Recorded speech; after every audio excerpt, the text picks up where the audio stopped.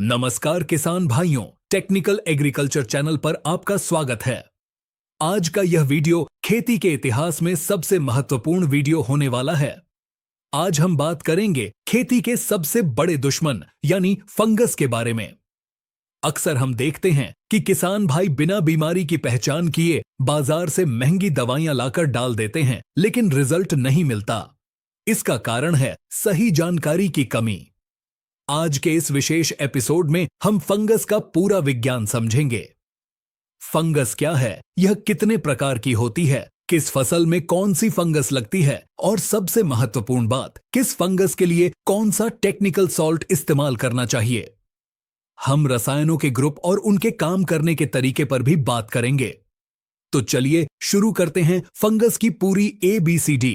सबसे पहले समझते हैं कि आखिर यह फंगस या फफूंद है क्या। सरल वैज्ञानिक भाषा में कहें तो फंगस एक प्रकार का परजीवी पौधा है।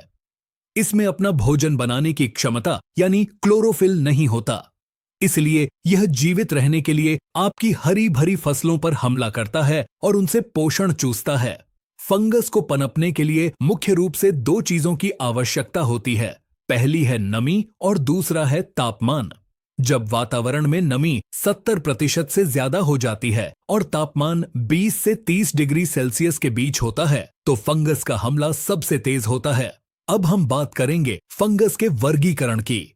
अगर आप इलाज सही करना चाहते हैं तो आपको यह जानना होगा कि आपकी फसल में लगी फंगस किस खानदान से है।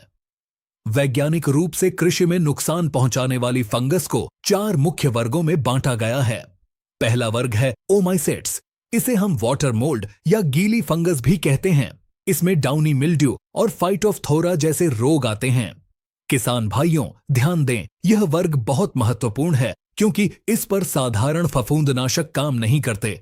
इसके लिए विशेष रसायनों की जरूरत होती है। दूसरा वर्ग है एस्कोमाइसेट्स। यह फंगस का सबसे बड़ा परिवार है।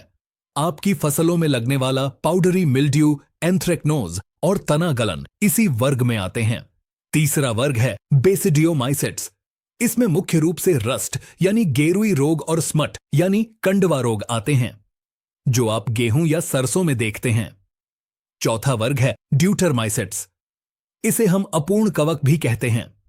फसलों में लगने वाला अर्ली ब्लाइट यानी अगेती झुलसा और विल्ट यानी उकठा रोग इसी श्रेणी में आता है। अब हम आगे बढ़ते हैं और जानते हैं कि आप अपने खेत में खड़े होकर फंगस की पहचान कैसे करेंगे।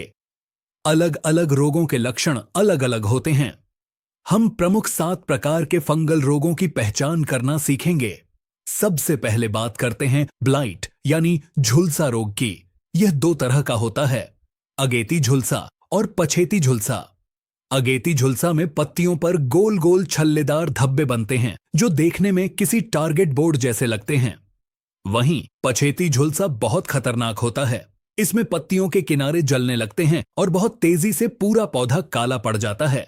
अगर खेत में जाने पर सड़े हुए मांस या मछली जैसी बदबू आए तो समझ लीजिए कि पछेती झुलसा का अटैक हो चुका है। दूसरा प्रमुख रोग है मिल्ड्यू यानी आसिता। यह भी 2 प्रकार का होता है। पहला है पाउडरी मिल्ड्यू।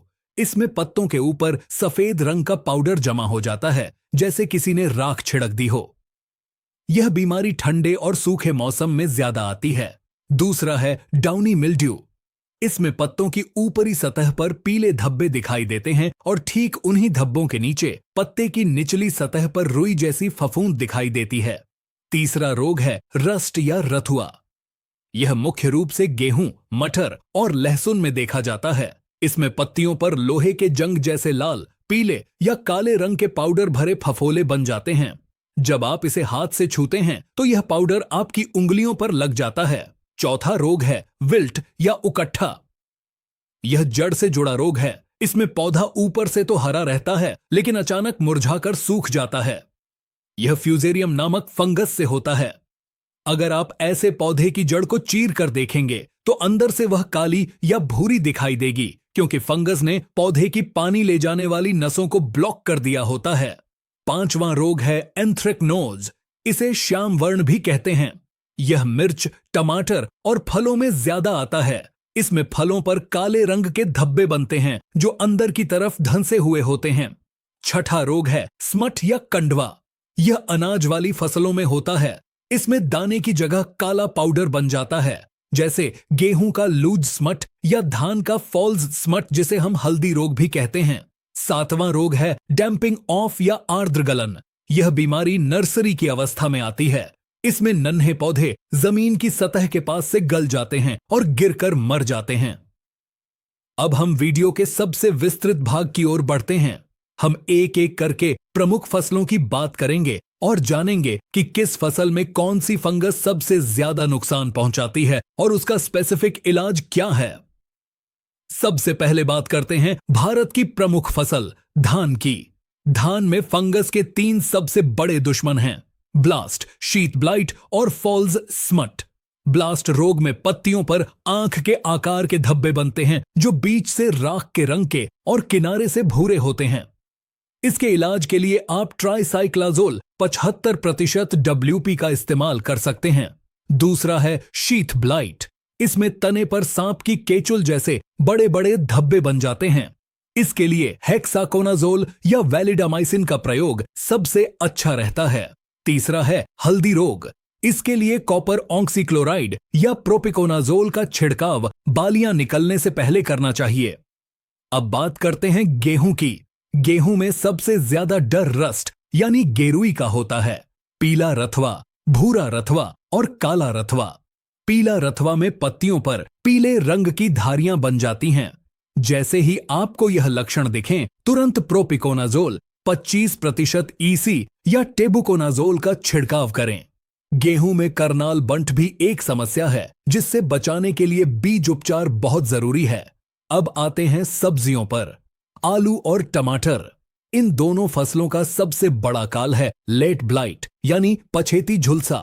अगर मौसम में कोहरा है और बादल छाए हुए हैं तो किसान भाइयों को बहुत सतर्क रहना चाहिए। बचाव के लिए मैकोजेब 75% का छिड़काव करते रहें। लेकिन अगर बीमारी आ गई है तो आपको साइमोक्सानिल और मैकोजेब के मिश्रण या फिर डाइमेथोमोर्फ जैसे रसायनों का प्रयोग करना होगा। मिर्च की फसल में सबसे ज्यादा समस्या आती है डायबैक और फ्रूट रॉट की। डायबैक में टहनियां ऊपर से नीचे की ओर सूखने लगती हैं। इसके लिए एजॉक्सिस्ट्रोबिन और डाइफेनोकोनाजोल का कॉम्बिनेशन बहुत अच्छा काम करता है। दलहनी फसलों जैसे चना और अरहर में सबसे बड़ी समस्या उकठा रोग की है। उकठा रोग का कोई भी रासायनिक इलाज खड़ी फसल में 100% कारगर नहीं है। इसका सबसे अच्छा उपाय है बीज उपचार। बीज को ट्राइकोडर्मा विरिडी या कार्बेंडाजिम से उपचारित करके ही बोएं। अगर खड़ी फसल में समस्या आती है तो आप कॉपर ऑक्सीक्लोराइड की ड्रेंचिंग कर सकते हैं, यानी दवा का घोल बनाकर जड़ों में डाल सकते हैं। अब हम वीडियो के उस हिस्से पर आते हैं जो आपको एक एक्सपर्ट किसान बनाएगा। हम बात करेंगे फफूंदनाशकों यानी फंगीसाइड के प्रकार और उनके काम करने के तरीके की। बाजार में सैकड़ों नाम से दवाएं आती हैं, लेकिन वे मुख्य रूप से 3 श्रेणियों में काम करती हैं। पहली श्रेणी है कॉन्टैक्ट फंगीसाइड यानी संपर्क फफूंदनाशक।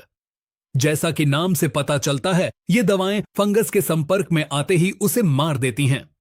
ये दवाएं पत्तों के ऊपर एक कवच बना देती हैं। इनका असर 7 से 10 दिन तक रहता है। इसके प्रमुख उदाहरण हैं मैनकोजेब, जिसे आप M45 के नाम से जानते हैं। दूसरा है कॉपर ऑक्सीक्लोराइड, जो फंगस और बैक्टीरिया दोनों को मारता है। तीसरा है सल्फर, जो पाउडरी मिल्ड्यू के लिए सबसे सस्ता और अच्छा है। और चौथा है क्लोरोथैलोनिल, जो सब्जियों के लिए बेहतरीन है। कॉन्टैक्ट फंगीसाइड का इस्तेमाल हमें बीमारी आने से पहले बचाव के रूप में करना चाहिए। दूसरी श्रेणी है सिस्टमिक फंगीसाइड यानी दैहिक फफूंदनाशक। ये दवाएं बहुत आधुनिक हैं। छिड़काव करने के बाद ये पौधे के सिस्टम में घुस जाती हैं और पूरे पौधे में फैल जाती हैं।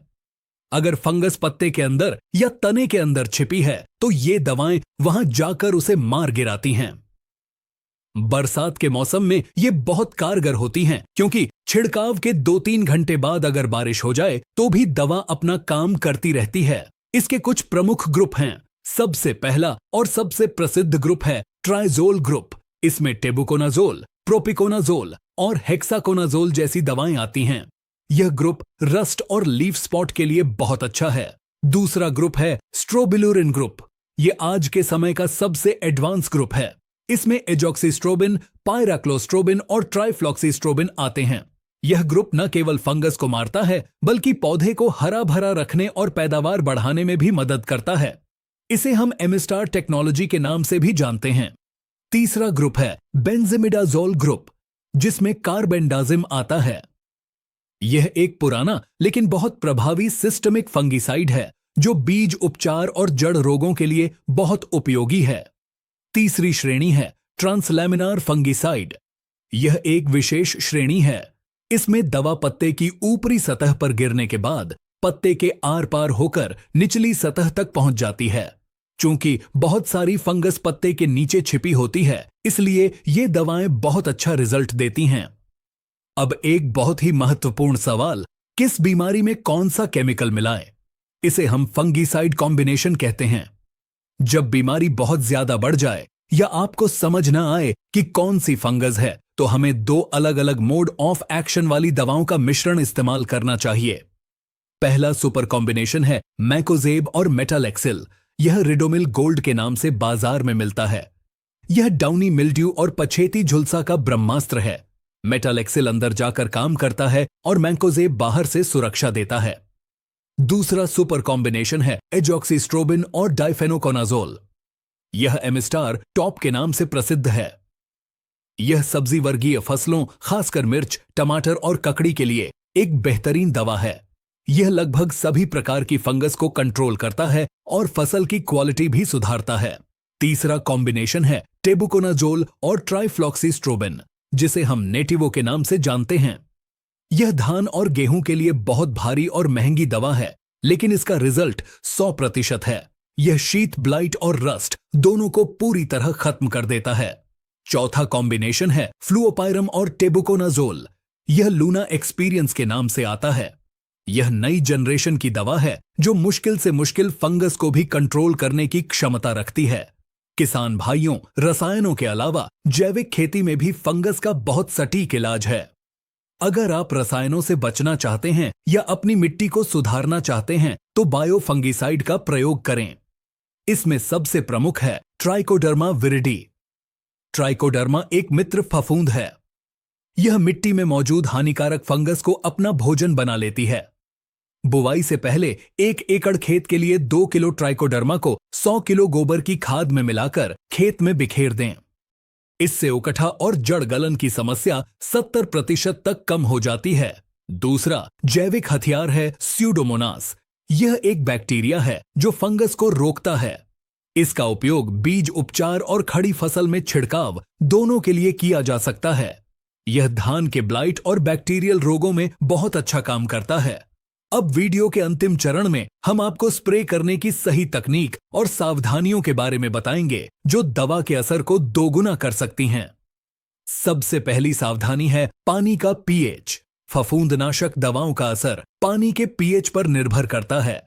स्प्रे के लिए इस्तेमाल होने वाले पानी का पीएच 6 से 7 के बीच होना चाहिए। अगर पानी ज्यादा क्षारीय है तो दवा फट सकती है या उसका असर कम हो सकता है। दूसरी बात, स्टिकर का प्रयोग। फंगस की दवा के साथ हमेशा सिलिकॉन आधारित स्टिकर या स्प्रेडर का इस्तेमाल जरूर करें। फंगस के बीजाणु अक्सर पत्तों के नीचे या ऐसी जगहों पर होते हैं जहां दवा आसानी से नहीं पहुंचती। स्टिकर दवा को पूरे पत्ते पर एक समान रूप से फैला देता है और उसे चिपका देता है, जिससे बारिश होने पर भी दवा धुलती नहीं है। तीसरी बात, नोजल का चुनाव। फंगस के लिए हमेशा हॉलो कोन नोजल का इस्तेमाल करें, क्योंकि यह बहुत बारीक फुहारे बनाता है जिससे पौधे के हर हिस्से पर दवा पहुंच जाती है। चौथी बात, दवा बदलने का नियम।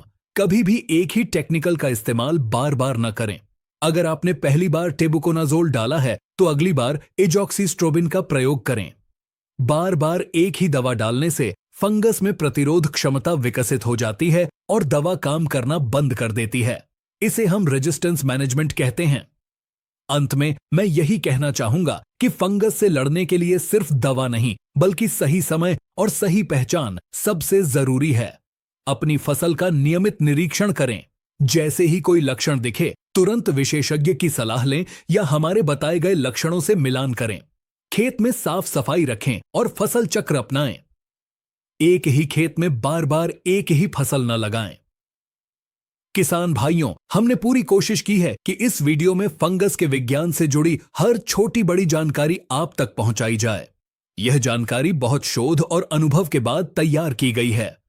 अगर आप इन तरीकों को अपनाते हैं तो निश्चित रूप से आपकी खेती की लागत कम होगी और उत्पादन बढ़ेगा। अगर आपको यह जानकारी ज्ञानवर्धक लगी हो तो इस वीडियो को लाइक करें और अपने साथी किसान भाइयों के साथ शेयर जरूर करें ताकि वे भी अपनी फसल को बचा सकें। खेती से जुड़ी ऐसी ही सटीक और वैज्ञानिक जानकारी के लिए टेक्निकल एग्रीकल्चर चैनल को सब्सक्राइब करना न भूलें। मिलते हैं अगले वीडियो में एक नई जानकारी के साथ। तब तक के लिए धन्यवाद। जय हिंद, जय किसान।